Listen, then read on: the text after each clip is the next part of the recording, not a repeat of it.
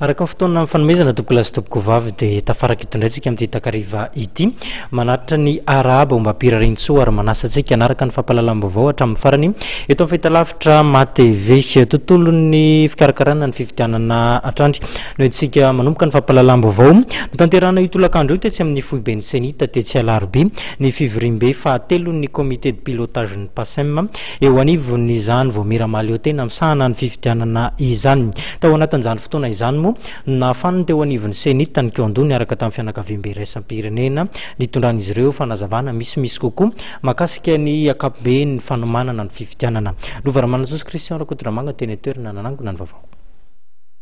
Tutu sy tolakandro io tetsy amin'ny foiben'ny senita tetsy alarobia ny fivirimbe fahatelon'ny comité de pilotage ny PASEM izay nahitana ny vao miramaly eo tena misahana ny fifidianana vondrona raisam-pirenena firenena mikambana ary fiatsitsiany gouvernement tateteza mita nijerena hoe aiza hoaiza zany tsika zao rehefa matsimbola aiza hoaiza ilay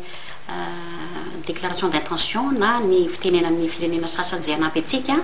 raha nyresaka arabola aloha zany hatramin'izao dia tsy misy angamban'izay olana zay zany no fajerena teo ary izay senita koa moa zany dia nanomehany zareo hoe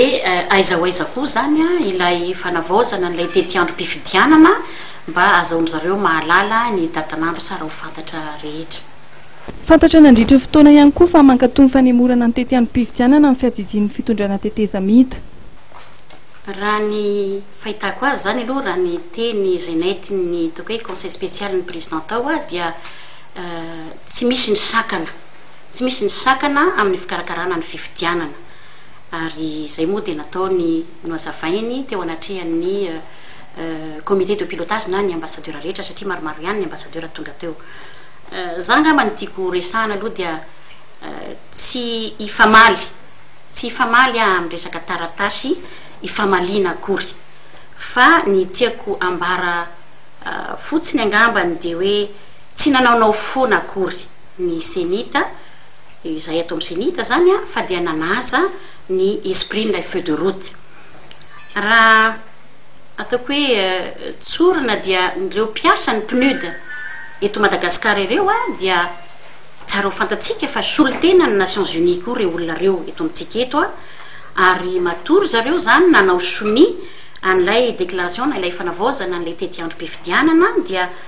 nahazo ny fankatoavana avy any amin'ny foibe misy azy nitaka ny fametrahana fitoniana ihany koa ny senita dingana izay tsy azo elana amin'ny fanatanterahana amin'ny fifidianana ka ankehitriny zany na tsy misy an'izay ataoko hoe misy recommandation ihany nga mba hitanareo any anatin'le déclaration dia anisany zay zavatra zay zany ny resaka amnistie ary dia zay indrindra moa no resahako tamin'ny président raha tsy rahonana teo conseil spécial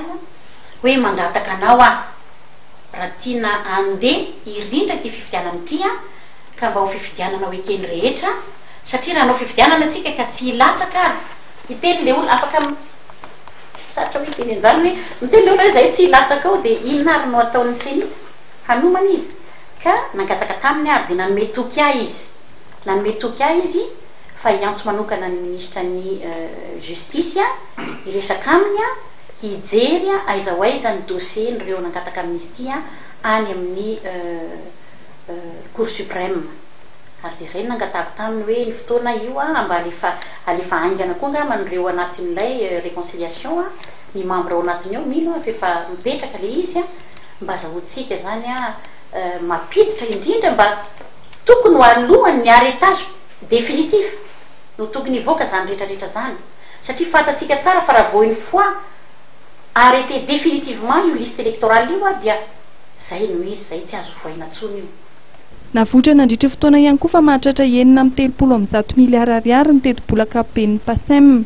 amin'ny 7 tapitrisa dolara amerikanina no iriny dia efa voangona ny 20 tapitrisa dolara na ny 3 faingo 30 isan-jato eritreretina ho tanterana amin'ny fahavalon'ny volana jolay 13 ny fanakatonana ofisialy ny lisy-pifidianana amin'ny fahavalo amin'ny 20 aogositra kosa ny famoahana amin'ny pomba ofisialy ny valiny dingana voalohany amin'ny fifidianana filoham-pirenena ary amin'ny 30 oktobra kosa ny fihodinana faharoa